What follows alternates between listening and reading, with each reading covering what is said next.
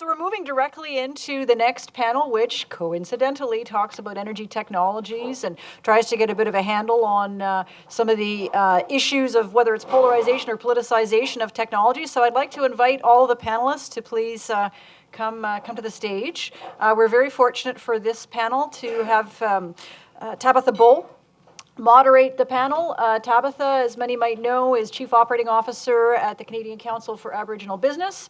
She's also a recently appointed member to our Advisory Council at Positive Energy, so we're really delighted for that. And for those of you who know Tabatha will also know that she previously spent some time at the Independent Electricity System Operator, so knows a thing or two about technologies and people's responses to technologies. So I will leave it to you, Tabatha. We're looking forward to the panel.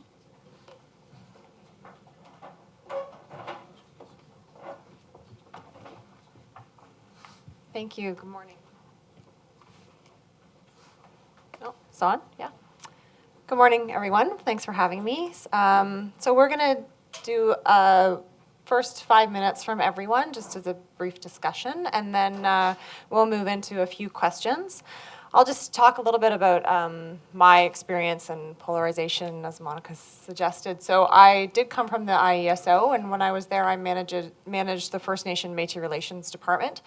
So I spent a good amount of time traveling across the province, specifically around the long-term energy plan for Ontario and meeting with Indigenous communities on the plans for Ontario from an energy perspective, and definitely saw a lot of polarization across the province, both within regions and even at existing community level right within the community. And a lot of that, from my experience, really depended on the unique needs of each community. If they really relied on the river system, then the elders were not in support of hydroelectric projects. So from a perspective of technology, it was very unique. Even within a community, there was polarization that we saw there. And I think from the panel this morning, education definitely was a large factor in that. So just on the education on the different type of technologies and what the impacts are from an Indigenous perspective is something that we need to do a lot more work on educating first. So we had a brief call before this, and it was really interesting to hear some of the research that everyone has been doing. And as we said earlier this morning, the data is so important to the conversation. So we're going to get started. We have first, we're going to have about 3 speakers talk about the research and the data that they have, and then we'll get a little bit more into some of the real-life perspectives and experiences on that research. So we're going to start with Patricia Larkin. I'm not going to read their bios because you do have them within the guide here.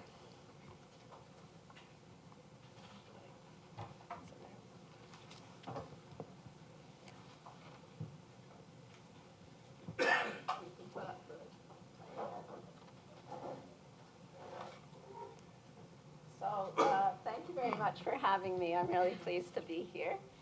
And just to start off, I thought I'd ask the crowd, who of you could say that you know something about carbon capture? Oh, very good.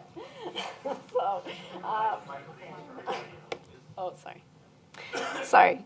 So that was almost everybody. And what I wanted to just go over quickly then is that my focus has been on point source emissions, not direct air capture. So it is from fossil energy fired electricity and industrial processes. And over the years since I've been working on this issue, there has been a transition in talking about carbon capture, beginning with CCS as a sequestration project, and then into carbon capture utilization and storage, which includes, of course, enhanced oil recovery, which is our the major focus in large projects right now. And then we're into carbon conversion. Some are calling it carbon capture transformation, and even carbon tech. So I just wanted to walk through that, identifying that for the International Energy Agency, this type of mitigation option is third most important behind energy efficiency and fuel switching, leading to 2050 for our GHG reductions. So my comments reflect 2019 work with senior decision makers in what you might call the CCS ecosystem. And I want to thank the people that participated, representing government, industry, research and funders, and advocacy organizations. This is a snapshot of risk issues in social acceptance and how they could be managed. May be very familiar to you. And I find this interesting in and of itself because it's the same sorts of issues that have been on the table for at least 15 years. What risk issues were raised, and these maybe are considered sources of polarization for today. It can start with the knowledge base, and the group in the spring identified that strong on the technical, it remains strong, of course, on the technical side for all these sorts of organizations that work in this space day in and day out. But the 3 Ps, as I call it, of the public, politicians, and policymakers, still this technology remain less informed. On worldviews and values, the participants pointed out intergenerational differences, which came out today, and we'll see what the survey results show in that regard, and especially with CCS for enhanced oil recovery, and it may not be seen as part of the clean tech sector. On the other hand, why would there be objections to any type of solution for emissions reductions if EOR works as it does? CCS is complex, and emissions reductions need to be significant and measurable. An issue here for polarization perhaps is the issue of the quantities stored, and the tension now in carbon conversion, where we're currently talking about tons of CO2 compared to the heavy lifting of underground storage reservoirs, measured in megatons. CCS is costly. How are we going to pay? Picking up on Nick's comment earlier, what are the real and perceived risks and benefits of project implementation? How do we ensure equity and justice and not create negative effects for other human health or environmental values? So I'm going to stop there. There's more that came through, but with my time remaining, I'll close with thoughts on how these issues might be managed, actually, and this is an oversimplification. But respondents did provide a comprehensive policy agenda that will be shared through our positive energy publications. So in terms of the 3 failures listed in the title of our session, on the government policy side, this group of individuals in general, did point to the need for stable climate policy, where there's been a failure here in terms of policy and funding opportunities related to technologies, and this has created private sector uncertainty and even fatigue. On the regulatory side, they did point to the price on carbon as being seen as an incentive for action, of course, or a disincentive for business as usual. Industry, they have a role in and of themselves in developing their own policy and planning documents. And there was a perception that maybe it's been slower than it could be. But here there's a tension when one company or a sector exhibits leadership compared to its peers. And then government and industry working together, as has been done, because it is an expensive proposition, government and industry has been working together. But recognizing it's not just about carbon capture, it's the storage that counts. Continued efforts for increased and transparent reporting and enhanced cooperation and networking. Thank you.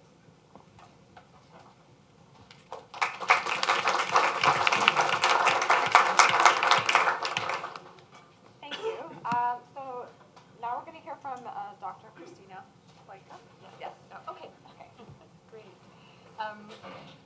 Okay. I'm really glad to be here. Thank you so much for the invitation. My area of research is on an area that tends to be understudied, at least those of us working on it. We always say that in all of our journal publications. I look at the end user as a household, an organization, an individual, so basically, but something that's using energy, and also at communities and how they are engaging in this transition. So I started off by looking at self-selection, voluntary self-selection into different programs and who self-selected in and how well it went and what happened. And now I'm looking more broadly at a transition, and I'm looking at engagement in a range of ways. So when I think about an energy transition, my two concerns are, one, whether we're doing this fast enough, because scientists are saying that we want to maintain 1.5 degrees Celsius and we need to reduce emissions 45% from 2010 by 2030. So the new analysis coming out says, yes, end users have to be part of this change, and they have a big role in that, and that includes communities. My other concern about this is whether it will be just. So to me, we are undergoing a low carbon energy transition, but we don't know if it will be fast enough and whether it will be just. And in terms of whether it's just, there's a lot of different ways of thinking about that, but there will definitely be distributional changes that will happen.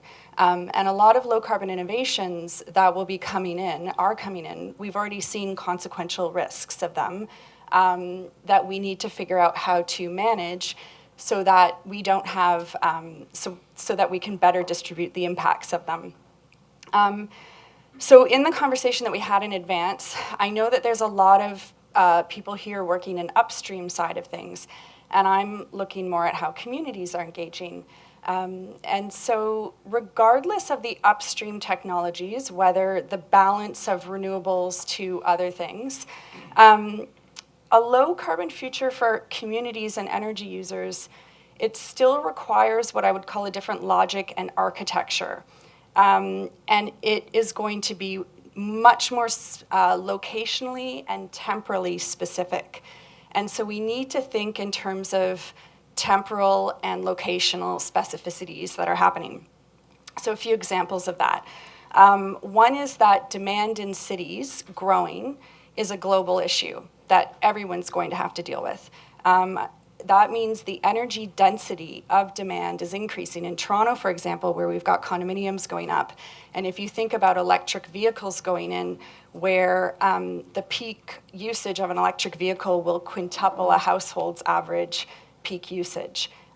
So that's a locationally specific issue that everyone has to think about.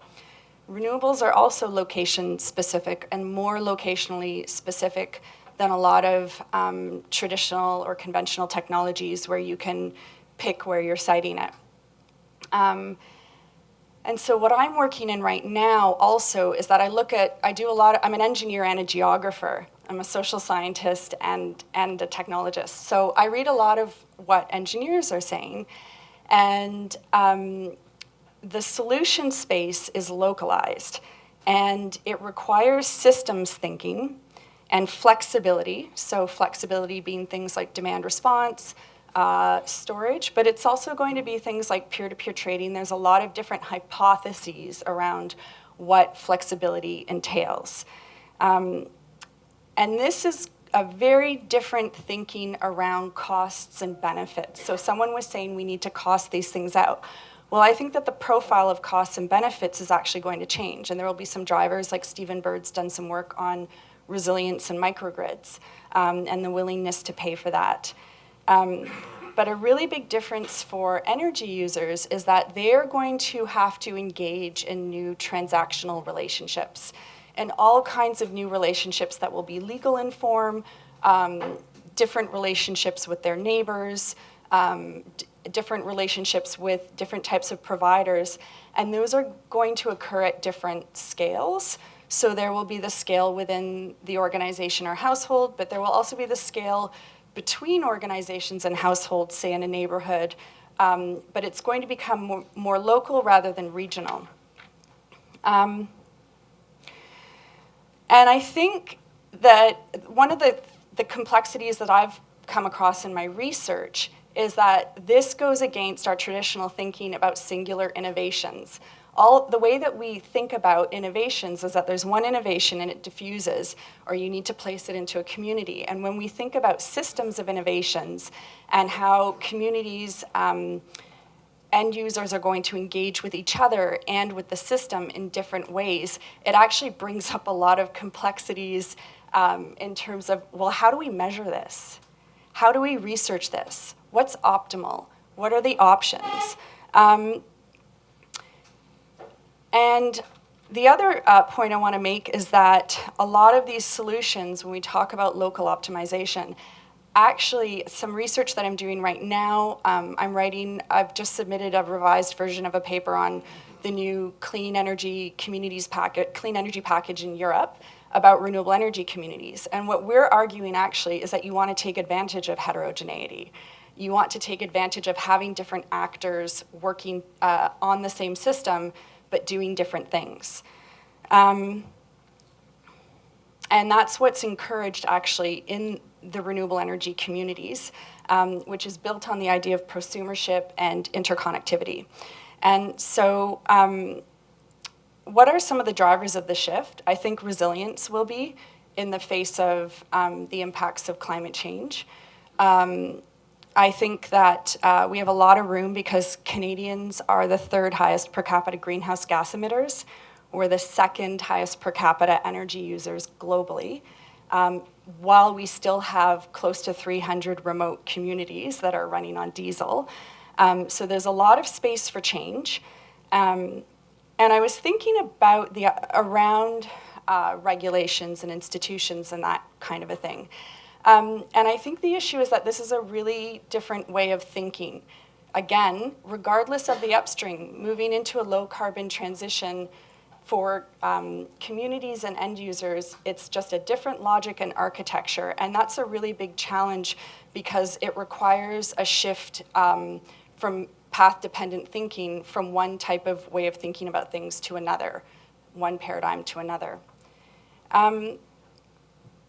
We would need, I think, shifts in RD3 funding, so research, development, and diffusion, demonstration and diffusion, towards understanding these new architectures and the accompanying governance structures that engage communities.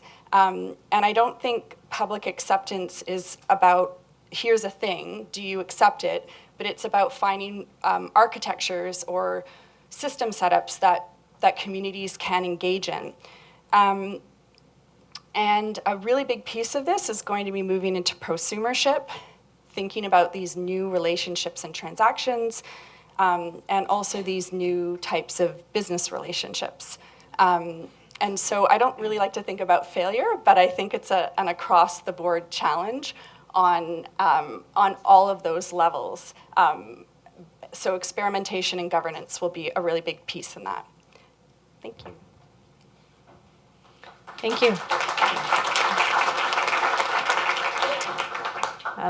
Yeah, I think it's interesting. It's kind of the same as the pictures of, if something's benefiting you or benefiting someone else, and how much are you part of that is going to decide your context or your feeling about it. So I have a couple of questions we'll get to later that kind of tweaked in me. But first we're going to hear from James Donald from the University of Victoria.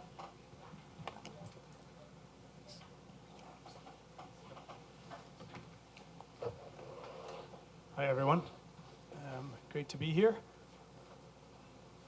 Is this on okay? Yeah, there we go. Okay, so I'm just going to have a very short amount of time. So I'm just going to give a very brief overview of a piece of work that I've done as part of the research team of Positive Energy. So I analysed some survey data that was particularly focused on looking at the influence of personal values, people's level of environmental concern, and regional contextual differences around their support for different large-scale renewable energy technologies. And I should acknowledge here as well that I did this work in collaboration as well with a couple of people at Simon Fraser University, John Axon and Todd Brunner, who did the data collection work. So it was an online survey. It's a little bit older than some of the data we've been talking about here today. So it's from the summer of 2016, but it's a nationally representative survey of Canadians. You can see the numbers on the box on the right there. It's a fairly good representation of Canadians in terms of age and education levels. The sample was slightly skewed towards those with higher income levels. So in the survey, people were presented with some information about the three technologies. So they had an explanation of what is meant by large-scale solar farms, large-scale wind farms, and large-scale hydro dams. And then they were asked about their level of support for development of those technologies in the future in their province of residence. They were also asked about their views on the environment and on climate change. And then using something called the value inventory, which was developed by Paul Stern, they were given a set of questions that were supposed to identify a sort of value set or type that they tended towards. So these are not binary things, but it's a set of questions that's been used in many studies, which sort of gets a sense of whether you have a slightly more traditional value set or a slightly more egoistic or self-centered value set or a slightly more biospheric, altruistic, in other words, caring more for the environment and other people type of value set, or whether you're more about openness to change and variety in life. So the theory behind this is that rather than asking people directly or only directly, what do you think about X, Y, Z, if you ask them about their values, those tend to be more constant over time and less subject to changes in some of the issues we've talked about today, political statements and new pieces of information. So they tend to stay a little bit more constant over longer periods for people. So, and in terms of understanding the environment, I used something called the new ecological paradigm, which is another set of standard questions, which gets a sense of people's level of concern for the environment in general. We also asked about a number of other issues, but given the time, I haven't gone into those at the moment, but those included things like levels of trust, socio-demographic data, their familiarity with the technologies, and the anticipated impacts of those technologies. So apologies, it's a little bit small, but we'll run through it. So this is regional support for the different technologies. So divided into three sets of bars. You've got solar at the top, wind in the middle, and hydro at the bottom. And then the different regions in Canada. So the first thing they say is support for all these technologies is really pretty high. The lowest you get down to is just over 60%, 65% support for hydro in BC. But what's really of interest is whether there were differences regionally here and what might account for those differences. So you can see on the solar side where the asterisks are those where the mean response in the population was different from one or other of the other regions. So in Alberta, there's slightly lower acceptance or support for solar energy than in, for instance, Quebec, where support's high. For wind power, the Atlantic region had the highest level of support, with Ontario having the lowest and Alberta also being statistically on the lower side. And then for hydro, interestingly, the two hydro provinces, Quebec and BC, Quebec has the highest level of support and BC has the lowest of the regions that we looked at. So what's going on there? Well, I can only really sort of surmise a little bit, given what I'm basing this the data we have.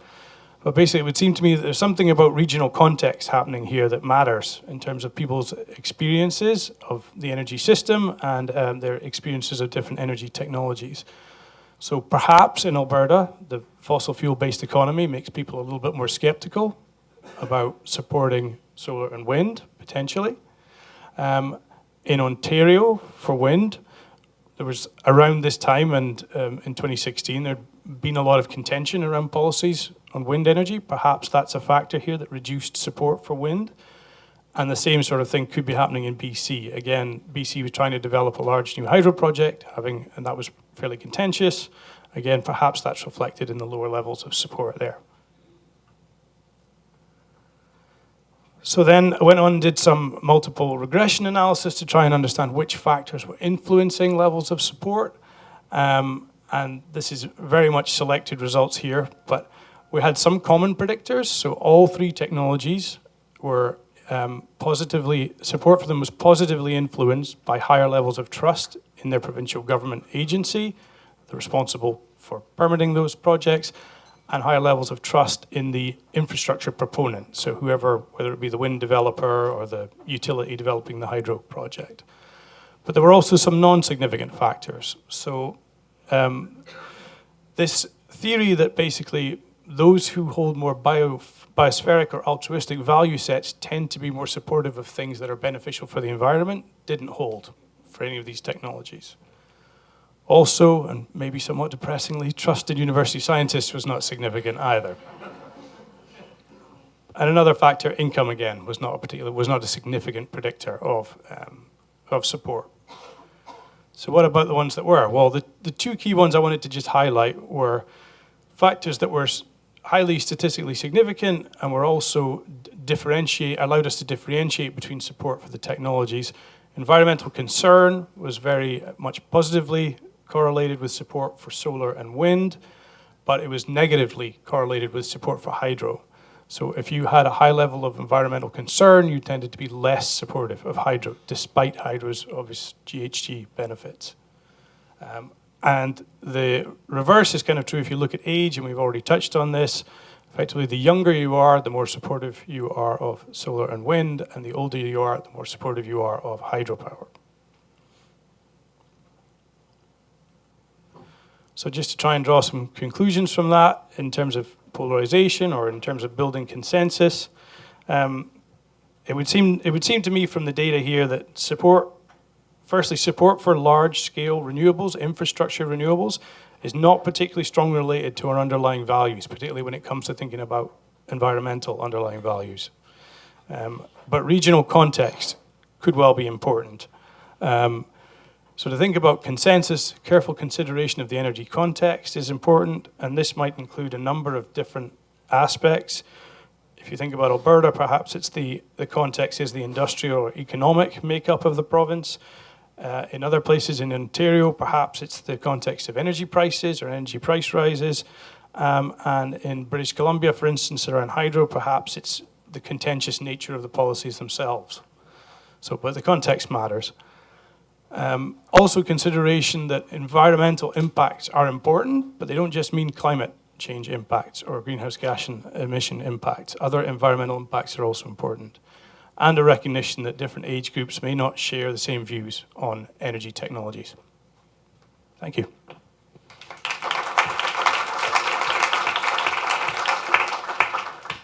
Thank you. So I think we're definitely hearing some themes from the research that we've heard from.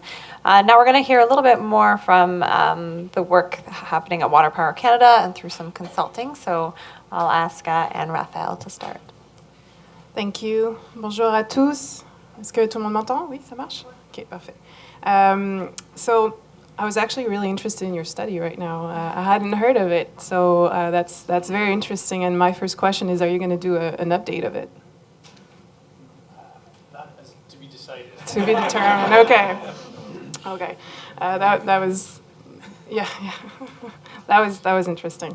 Bonjour tout le monde. Good morning, everyone. My name is Anne-Raphaëlle Audouin. I'm the president of Waterpower Canada, formerly known as the Canadian Hydropower Association. We rebranded about 10 months ago now. But still important to remind everybody where we started and what was our former name. So just a few words introducing my association, and then I'll kind of get into the topics of polarization and are we divided or not. So our members within Waterpower Canada are almost all of the hydropower generators in the country. So the Hydro-Québec, OPG, Nalcor, Manitoba Hydro, BC Hydro would be members of our association, as well as independent power producers such as Evolugen or Innergex. But we also have private sector members who represent companies manufacturing goods and providing services to the industry. So many of you will know that water power in Canada is a massive sector, but not everybody knows how big it actually is. So in Canada, 60% of our total electricity comes from water, the sheer power of water. So we like to say that we power roughly 6 out of 10 Canadian homes and businesses, which is remarkable. You know, not obviously every country has that profile, and not every country has that opportunity. A few more facts, just to set things in context as well. When I say it's 60% of our electricity, it's 81,000 megawatt of installed capacity. And again, this is massive. That makes us the second largest hydropower generator in the world after China and before Brazil. But what a lot of people actually don't know, and what's very timely with this discussion today, is that in Canada, we are not tapped out. Our hydro potential is huge. We could still more than double our hydro installed capacity. Now, should we do it? How would we go about doing that is another question, but the potential is here. That's been studied. The technical potential exists. We've got about 500 hydro facilities scattered around the country, so any survey that we do and any public support analysis tends to be very nationally representative for us, because pretty much in every province and territory there is hydro built, or at least the potential to build. We are non-emitting, as was just said. We are also obviously renewable and reliable. So as much as I like seeing the study on the support between renewables, more and more I think we try and move away from pro-technologies and advocate for renewables. And in 2015 we actually created the Canadian Council on Renewable Electricity, which is the marriage of wind, solar, hydro and marine renewables, and through that advocacy group, we promote renewables in general, only because without hydro, you wouldn't have the backbone for your grid to function, period. And without wind and solar, you wouldn't have the flexibility to maybe get those technologies to remote communities and move those communities off diesel. So all those technologies really provide attributes and benefits to Canada as a whole that together really are the full package. So moving on to polarization, obviously we are a massive infrastructure, a massive resource sector in Canada, so we do live and breathe that issue every day. You see us in the news, you hear about us in the news, sometimes in good terms, sometimes in not so great terms. And in my 5 minutes of intro remarks, maybe what I'll try and capture are 2 trends that I'm seeing leading a national natural resource organization. The first one is the polarization over climate change. Just the very topic of climate change is polarizing. And you all know that, but depending on which side of the political spectrum you sit on and who you're talking to, it's almost like a party is allowed to talk about it, another party cannot talk about it, and it becomes a bit dogmatic. And some people believe in it, but other people within the parties, especially younger generations, don't necessarily abide by that division of, okay, the conservative really shouldn't talk about climate change, whereas it's a topic for the Liberal Party, the Green Party, of course, or the NDP. So that itself, I think, makes us very fragile in terms of moving the needle on climate change and addressing it, because every time there's an election, you tend to take a risk of losing ground on whatever progress you may have made or whatever non-progress you may have made. So that's the first thing that we're seeing is we are a lobby group, like many other natural resources organization, and we do work with the federal government and the provinces, and it weakens our actions when every 4 years you don't know what's going to be coming your way, and the actual issue of climate change and climate action is so polarized. The second trend is about large infrastructure projects, and it's been talked about a little bit, but of course hydro, it's quite particular because it comes in all sizes and shapes. You can have a small 1 megawatt runoff river project that is going to help power a remote community, or you can have a Site C, which is almost 1,000 megawatt capacity, and large dams in many provinces. And so that really gives us the full spectrum of exposure to large infrastructure opposition. And I can tell you that it is massive. And I don't know what other large infrastructure project we're ever going to build in Canada. And I think you probably, whatever sector you work in, you probably know that and feel it. It's just very hard to get through those hurdles. We had our national conference 2 weeks ago in Montreal, and we heard from the CEO of Hydro-Québec and the CEO of Hydro-Québec and the CEO of OPG. And in the past, we used to say it takes 8 to 12 years to get a hydro project off the ground, from planning till first power. And they said, no, now it takes 12 to 15 years. Okay, so forget about the 2030 greenhouse gas emission targets. Hydro is, by all that standard right now, we are completing our greenfield projects. We don't have any new greenfield projects. We are refurbishing and redeveloping, which is great. But if we want to be part of that clean transition, by all standards that we have and abiding by those rules, 2030 is not an objective that we can actually contribute toward as a sector, which is very sad because of our general profile. It's a low-hanging fruit for Canada. So that's a thought on regulation and on maybe the failure.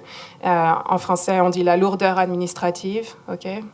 So it's the heaviness of the administrative burden, right? I think we are efficient people, we are an efficient society, so why can't we get good projects going faster than half a generation? So on that, I'll pass it over. I could go on and on, but I'll leave that time to questions to the panel. Thank you for your time and attention.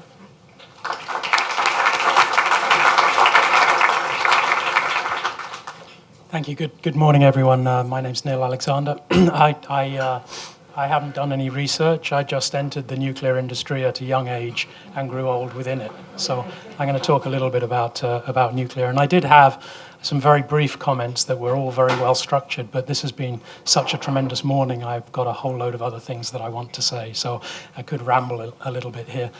The first thing, though, that I did want to say is to thank Positive Energy for putting events like this together. We are being asked as a generation to panic, and I think that's absolutely the wrong thing to do. We need to plan. And I think, personally, one of the reasons why we are not acting is we don't know what to act on yet. And so that's the first thing we've got to decide. And I think a large part of it, and education was raised by Nick Nanos this morning. Education is very important, and I used to tell this story a lot, but about, I guess, 5 years ago, my daughter did an energy module at school. Now, I should say that I haven't prematurely aged within the nuclear industry. It just took me a while to work out how things worked. So it was not long ago, and she did an education module and came home, and I said, John, what did they teach you? And she said, well, we now know all about wind and solar. And I said, do you want to know how the remaining 95% of your electricity is generated? And are you aware that's only a third of the energy that we use? And so, we have educated people to believe, and that the weight of information within the media is all about wind and solar. So they think that's where it's coming from, blissfully ignorant of the actual issues that we're having to deal with. So I think education has a very important role to play. I saw it come up again, I think, today in Stephen's presentation, where he talked about Canada as an energy superpower and talked about diversity and forgot to mention uranium. One of the statistics that may surprise you, and it could have changed now Germany and Japan are not demanding as much, is that Canada exports as much energy in the form of uranium as it does in oil and gas combined. And that uranium is used to produce emissions-free electricity elsewhere in the world. So we are making a huge contribution through our uranium exports to avoiding greenhouse gases elsewhere. Put your hands up if you've heard one of our politicians talk about that. Okay? It's something we should be immensely proud of, because it's really making a difference, and it's coming from Canada. So the other thing I learned this morning, and well, actually I knew this, but I was very pleased that it came out, is that in the studies, nuclear doesn't come out as a particularly polarized issue. And yet most people would think that it is. And that's because there's a small group of very impassioned people that make a lot of noise. So it appears that it's polarized. But actually that evidence we're seeing all across the country and probably around the world, that most people largely don't understand it. And if they do understand it, don't have much of a view one way or the other. So it's not a particularly polarized issue, even though it appears to be so when you read about it in the media. Is that relevant? Well, there are some very interesting things happening within the nuclear industry at the moment. First of all, we have this climate change thing going on. You might have heard about it. And if you follow anyone who is looking at the overall statistics, nuclear is going to play a role in resolving the climate change challenge. It is the one power generation technology that we have that can be located wherever you need it and will operate whenever you need it. And that's very important if we are going to have successful a transition towards electricity in the future. And in response to that, some changes are taking place within the nuclear industry. So historically, you have seen plants get bigger and bigger just to provide electricity to sophisticated grids. But the nuclear industry is now looking at that and saying, well, actually we need products for the much smaller applications, remote mines, remote communities, edge of grid applications where they just need a small amount of power and don't need big generators. And these machines are very, very different to that which we've seen in the past. I have been known to liken the difference to these new designs of reactor to the old design as being like a chicken to a dinosaur. It's an analogy I love because if you know your evolution, chickens share the DNA of dinosaurs and are pretty much built on the same skeleton. It's not an analogy that people in the industry love because they say, well, we haven't died out yet. We're actually still growing, and there's still. And so I have discussions with them about how dinosaurs were a very successful species, and they coexisted with birds for a long. It's the kind of conversation that you can have when, if you've only got 2 degrees, you're likely the least educated person in the room. But actually, they're right. It's not a perfect analogy. Let's focus on the bits about the analogy that work. The 3 bits. One is things evolve, so we needn't be stuck in the past. The second is they are going to look very different. And the third, and I think this is the most important, is that they will behave very different. So a dinosaur can dominate its environment. When we built 8 enormous stations out on the Bruce Peninsula, they were to provide electricity to Toronto. They weren't for the local community. Chickens work within the local community and have to be loved by their local community in order to survive. They also have to be part of a fleet in order to make them make sense. So things are going to be very different. The challenge that there are 2 challenges that we have in the industry. One is that we don't carry forward the polarization in the past where people say, oh, I'm not having a nuclear reactor because it's a dinosaur and it's going to look big and it's going to dominate the environment and all that kind of stuff. But open their eyes to the fact that these machines are going to be very, very different. And unfortunately, we've already seen the polarization sneak in. So about a year ago, the nuclear industry produced a roadmap for how to get small modular reactors deployed within Canada. And the immediate response from some communities was, we're not going to have them on our land. Now, the interesting thing about that was they said, we're not going to have them on our land, as though they were going to be imposed in some way. And they said, we're not going to have them on our land because of the wastes that they produce. Well, there's 2 things wrong immediately about that statement that shows that polarization had prevented them from looking into the issues. The first is, as I said before, historically, you would build a reactor to provide electricity for somewhere else. These small modular reactors will be built in communities for the benefit of that community. If you don't want to have that benefit, you won't have the reactor. So that you don't need to make the statement that you're not going to have them on your land. It's implicit within the nature of the new industry. So I've lost track of what I was saying there, so I'm just gathering my thoughts. So the first is, the second is on the waste issue. So some of these new reactors actually use used fuel as the fuel for the reactor, so that if you operate them, you end up with less used fuel within the country than you had before you started operating them. So logically, if used fuel is your issue, you should be welcoming them. So those are 2 issues that polarization blinded people to before we even got to a useful discussion.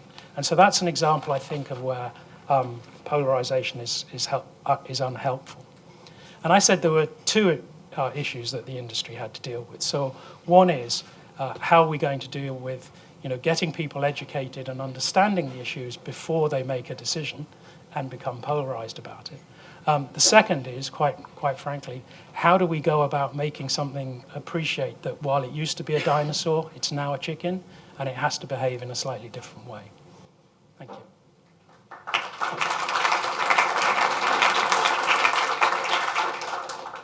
Thank you. So I just have a couple quick questions, and then we'll go to the audience. I'm sure everyone has a lot of questions for our panelists. I wanted to talk a little bit, James, and we spoke about that income wasn't a part of a leading factor, but I was interested just to speak a little bit, both for Christina and James and anyone else who wants to jump in, is what is the role that social economic status has on the end user or on the community's decision? Everybody who may be really trying to do their best for climate change, but it's not the cheapest way to live, I guess, right? Electric cars, and as technology comes along, and for communities as well. So just Christina, if you wanted to jump in on that one. Yeah, I can start. A big answer of that is that we don't know because we don't study this enough. So for instance, in the United States, a professor called Tony Reams is looking at energy efficiency in racialized communities in Detroit and how the intersection of income and also racialization impacts the ability, how energy is used. And so what we tend to find in lower income groups, for example, is that there's the energy used is less efficient, even if people use less energy. My colleague, Dr. Runa Das, has one of the first grants looking at energy poverty to characterize it and profile it across Canada. And one of the complexities that you get into there is that the easy one is to say, well, fuel poverty is when you spend 10% of your income on energy. But if someone spends less than that but actually lives in cold conditions or there's other issues, we really don't know. So I would say part of it is that we haven't really explored it or acknowledged the issue of demographics.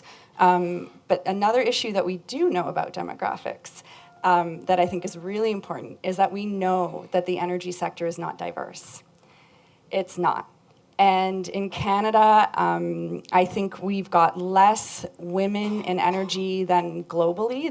I was just working on this data. So there's a lack of gender diversity, and I'm not even sure if we track other forms of diversity. But nature, climate change, or nature and science both have lots of publications. There's lots of research with panel data showing that diversity impacts discovery and innovation. And so we do really need to be thinking about demographics in terms of innovation, in terms of how we're engaging with communities, but also who's in these rooms and at these tables. So that's another maybe side piece around demographics. I can't answer this from the point of view of the research, as you kind of already alluded to, but maybe more anecdotally, I think there is an issue around, in the province I live and work in British Columbia, there is there's a number of sets of issues around, particularly for remote communities and Indigenous communities. There are issues of energy affordability and energy access and energy security, and I think those do play in, particularly when you think about, why don't you support this huge new infrastructure? Well, that might be because it doesn't really serve you particularly directly, and you are struggling with a number of issues around ensuring you have affordable energy in your community. Thank you. And then I just wanted to ask to the panel, education has come up quite a bit, and Neil, you put forward the question around how do we get more education out around small modular reactors or nuclear, and from my experience, I had the same thing traveling across Ontario. Waste was a big issue in every Indigenous community that we spoke to about nuclear. And the risk, just from questions about that. And I think for all the panelists, everyone has kind of spoken about education. So, if we need to move faster and we're developing new technology and we don't have enough time to do the education, or we have a smaller window to do the education, who should be taking the lead on this, and how are we going to go about this for each of you?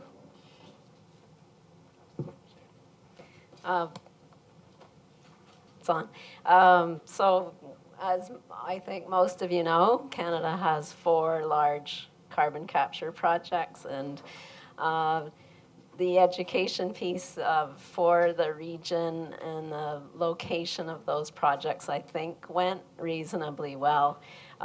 In Saskatchewan Boundary Dam, there's been some difficulty since because of the high cost of the project, but Quest in Alberta and the others didn't have a lot of pushback because I think the proponents did a good job reaching out to the community as that unfolded.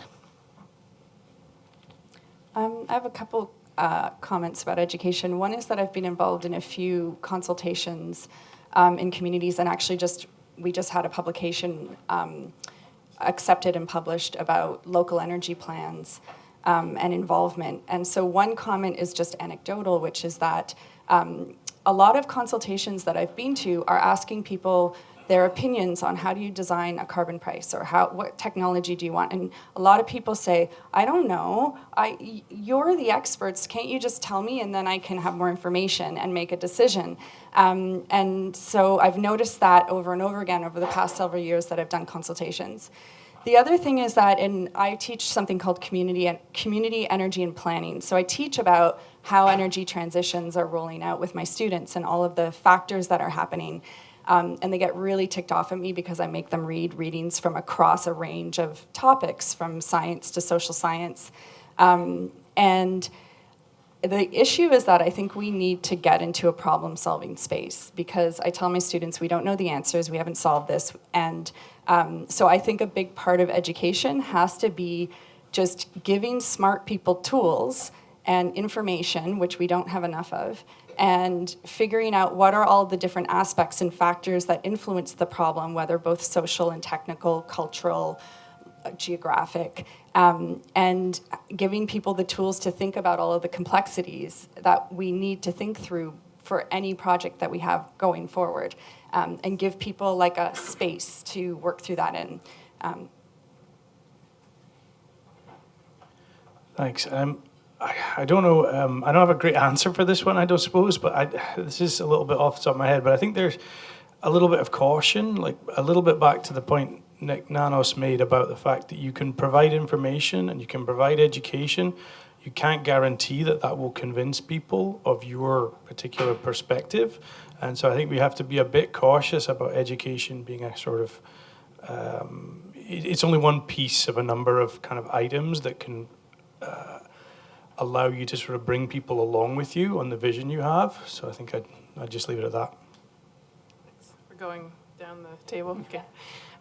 Well, from a water power perspective, I'll admit, we've been around as a technology for more than a century. The first plant was commissioned in 1891 here in Ottawa, Chaudière Falls, and it's still powering those lights probably today. But despite, our duration and our long history within the country, and I think because historically we've been utilities that weren't making communication a priority, or if it were communicating, or if they were communicating to people, it was, there's an outage happening here. It was very factual, very, responding to events, etc. And so for decades, as an industry within the water power sector, we haven't really communicated. And what we're seeing now is that when we do national surveys for support, between 70 and 80% support new and existing hydro. But then when you ask them if they're satisfied with their level of knowledge, only 50% say that they feel they know enough about the technology. So it tells us a story about the fact that, yes, we need to communicate more, we need to provide that information. And just very quickly on actually how to do that, it is part of the curriculum, but as you said, I think new technologies, clean tech is overwhelmingly being taught to students. and existing technologies and the actual energy profile of Canada and the fact that we're only electrified for 20% in terms of our energy profile, that's not being taught to students. And that clean electrification is actually a massive opportunity for Canada. But you want it to be factual, you want it to be nonpartisan, you want it to be comprehensive. So that probably leaves us with the responsibility of the government to do that. But once you pass it over to the government, sometimes it can take a while to happen. So. I'm going to agree with everybody else, but just make the observation that we talked about one of the key aspects of it earlier in the morning, and that is that we get across an appreciation that everything mankind does has consequences, and you have to understand the consequences as well as focus on the thing that you're proposing to do. I think we've seen wonderful examples of not in the energy industry, but you'll probably gather from my accent, I originally come from England, where we have something called Brexit going on, which is a very, very clear example of where people took a vote on something without ever contemplating what the real consequences might be. And frankly, as a world, there are now too many of us to keep doing things like that. We need to appreciate the consequences of things that we do. So whatever education it is, it needs to teach. There are pros and cons. You've got to understand both sides of the story before you make your decision. Thank you. So we have about 10 minutes. I'm going to open to questions in the audience. I just had a question on technology, and it seems to me that the debate is primarily not about whether there will be a transition, but the pace of transition. And that, in my view at least, is highly dependent on the pace of technological change. And disruptive technology is almost by definition unknowable. So I'm interested in the panel's views as to how do we frame a more constructive discussion around transition in the context of a highly uncertain environment with respect to the pace of technological change. And is scenario planning or are there other methodologies that we could bring to bear to have a more constructive discussion about something that is highly uncertain? Let me frame it that way. So I'll start since the microphone's at my end. I think one of the big challenges is that we haven't worked out what it is that we're trying to achieve yet. And I think when we've worked out how to achieve what it is that we're trying to achieve, then we have a much better chance of achieving it. So, we hear a lot of words bandied around like renewable, and that becomes the focus of what we want to achieve. But there are renewable things that are not sustainable and that are not going to do our planet a great deal of good. So that's not the objective, even though we've set it of the objective. I talk a lot about sustainability, which takes into account all of the aspects of, people have to work. If we get to a situation where people don't have jobs, that's not going to be good for the earth either. So sustainability, I think, if we can get people moving to the right language, then we can set the right objectives, then we can start putting in place a plan to achieve them. But while we don't know what the objective is, how can you have a plan? And that's why there's so much confusion. Quickly as well, that's a very good question, and that's something that I think frustrates us on the daily. The fact that there isn't a single model out there, there isn't one consolidated study that actually looks at those targets and says how are we going to get there, including new technologies as well, such as batteries. There are some very good studies, though, still that are either being in the making or that have been published. I'm looking at the Trottier Institute. That kind of study looks at several scenarios, right? The business as usual, the 80% non-emitting, the full-on 100% renewable grid, and what is it going to take to get you there? And in all of those scenarios, you see that unmistakably and for sure, all renewables are called to grow. Like, this is a given. If we are serious about climate change, if we want to address revolutionizing our grid, as well as still providing storage, reliability, voltage control, frequency control, of those things that the grid needs to function, then both, wind, solar, hydro, and the batteries to a certain extent are called on just progressing quite a bit in terms of our generation mix in the country. So that's first. The second aspect of your question is how do you quantify or get ready for the unknown? If someone has the crystal ball here, I'm all ears, but that's a great question that I think we're all trying to solve as well. A couple of comments to that. One is that I think that it's not only going to be technological innovation in terms of resolving this. So I'll give an example, and I'm glad that you brought up the Trottier report. So that report says that we can get about, like, I don't know, 9 or 10% of reductions from buildings in Canada. And I think buildings account for, someone correct me, 12% of reductions? I forget. Or I'm trying to remember that the percentage of reductions from that report from buildings overall actually was 9% of the sector. That's what the report said. When you read work from someone like Danny Harvey and other work on systems thinking, and you also look at the reductions from Energuide for Houses and Eco-Energy, it's more like 20% reductions that we've shown. And then when you look at deep reductions, they're saying you can get 50 to 80%. So the issue is how the modeling's done, and different models are going to give you different results depending on the perspective that you take. So when I think about deep reductions to buildings, to me the innovation actually is in the delivery. And the delivery is around the service sectors and that kind of thing. So that's one thing. Another one, a really disruptive one to follow would be small-scale nuclear fusion. That would be very disruptive. Large scale, very, very far off, lots of money. Small scale, hard to say, right? Another one, though, in terms of disruptive diffusions, is that there's an article by Sarah Jordan et al. From 2017, and it shows where all of the RD3 funding is going. And so I think we really need to take a look at where the RD3 funding is going in terms of which technologies we're going with. And a lot of people have brought up issues around, for instance, solar PV or wind. So I've been told at Indigenous clean energy events that having wind in Arctic places or in cold places, we need to have innovation on that in order to have more of that. There's also researchers around the world who are looking at various new solar technologies, including bio materials, and I think that we really need to think carefully around materials engineering and innovation. So I don't think it is just happenstance to the market. I think we need to look at where we're investing our money and think about innovation, not just in terms of technology, but in terms of organization and marketing and rollout and implementation. So, hi, my name is Saran. So we talked a lot about education, but not who the target population would be for that education. Like, is it more communities, young people in elementary school, learning about new things that are more diverse? That's my question. All of the above.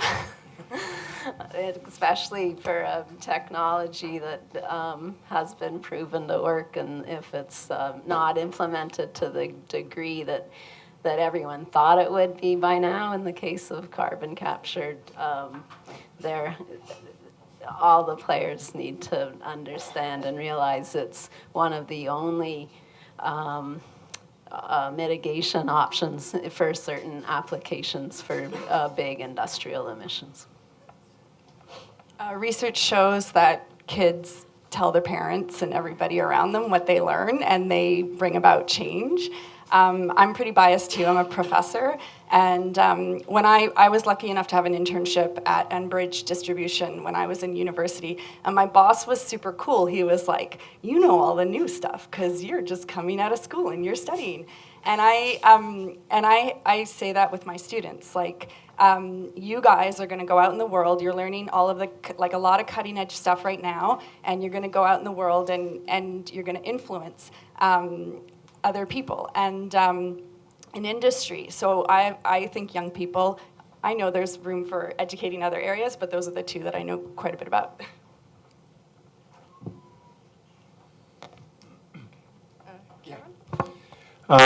This is sort of echoing her question. I told you I spent my career in public education, and often I hear about people say, well, what's going on in education over there? Like it's like this separate bubble. So I don't know if I have a question or a comment, but there are school board trustees and provincial curriculum writers, so I'm wondering if there's any liaison going on between public education and organizations anywhere in the room.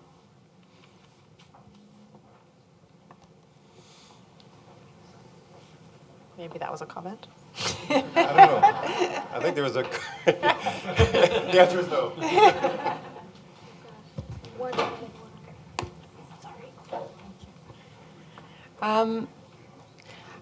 I'm interested in the link between the education piece and then how people make decisions piece, which is something that I think, James, you touched on, which is their values and what influences the decision making once you start to understand some of the issues. And I think I understood from your presentation, correct me if I'm wrong, that there are other contextual factors that influence that. And maybe I can ask some of the panelists to comment on that a little bit and what role that plays in the transition.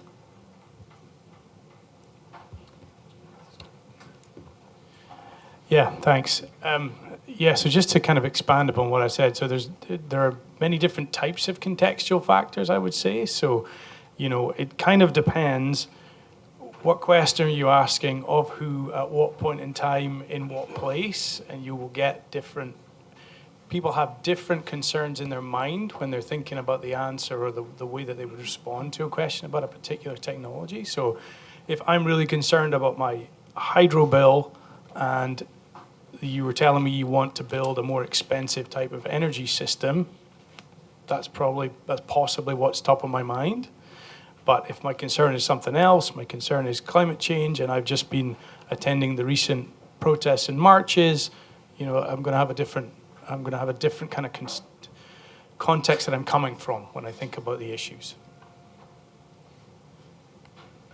I've been thinking, I'm not a professional educator, and so I had to think about the issues a bit. But I think when we say education, we immediately go to schools and things like that. But I was thinking about the role that politicians can play in education. Very simple things, and again, speaking, the comments came up earlier this morning about being honest about the outcomes of things. So, I was absolutely stunned that in Ontario, we crowed about turning coal off, which is our cheapest generation, but nobody had bothered to tell the public that if you turn your cheapest generation off, your electricity becomes more expensive. So they were surprised. It always seemed to me like a fairly obvious thing that the politicians should have been coaching the public through so they would understand the consequences of their actions. Thank you. And I think we're almost out of time, but we have one more question. Hi, Bob Walker. Look, a wonderful panel.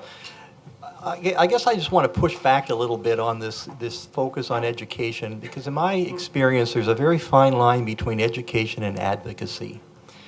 And it strikes me that among the things that would be very helpful across Canada, for example, in the energy industry, is to see greater alignment among our industry associations that are in an advocacy role to understand the relative benefits of all the energy sources moving forward in Canada's agenda, and to get away from we're going to eat your lunch, and that there's going to be losers, because the answers are diverse solutions, and to recognize that if we're perceived as being advocates, then the likelihood that people will take what we're going as fact and trust it is probably diminished. So perhaps my question is, people, to what extent in your research you've looked at that fine line between education and when it slips into advocacy, which then has the undermining of trust, or lack of trust?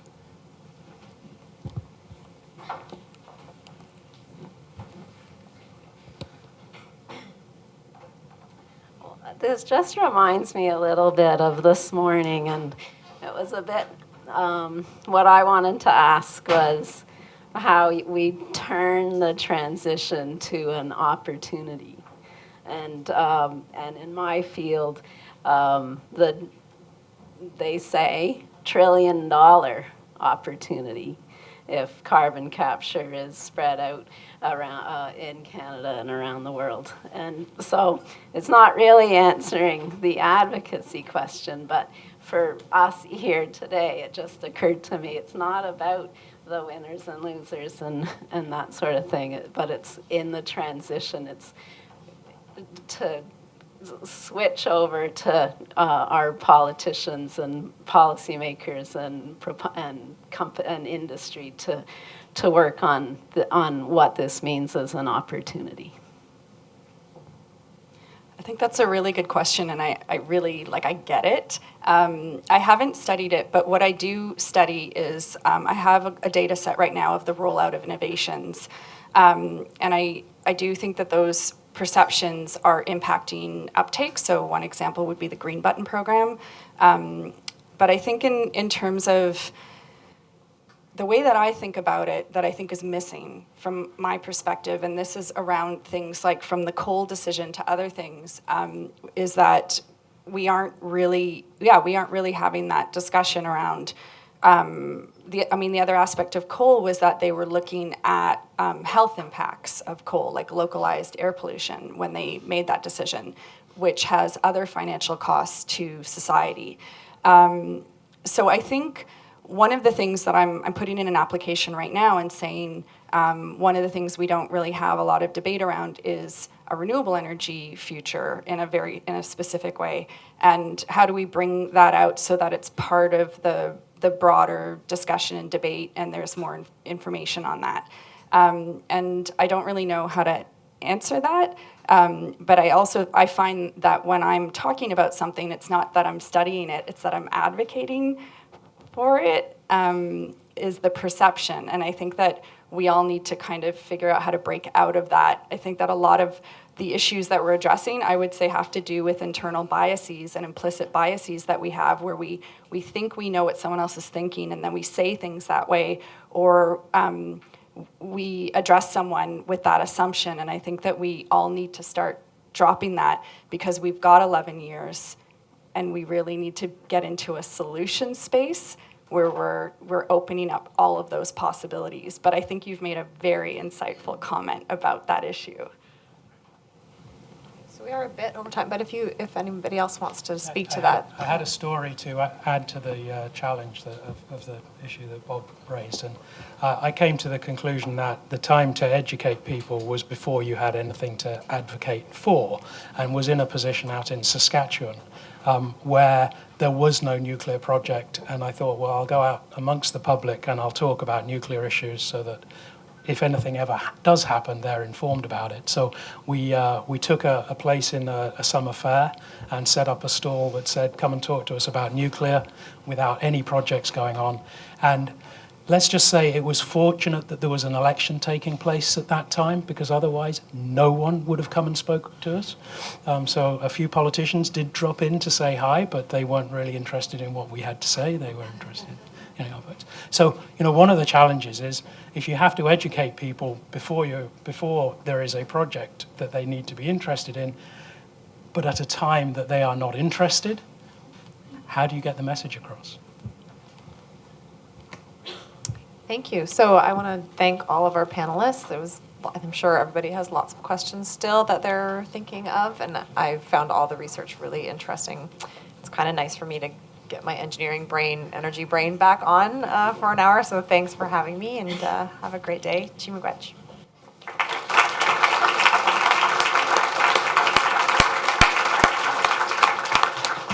Great. So we're going to move immediately into lunch. There is not a speaker over lunch, and that's intentional. So you've all got an opportunity to exchange and debate.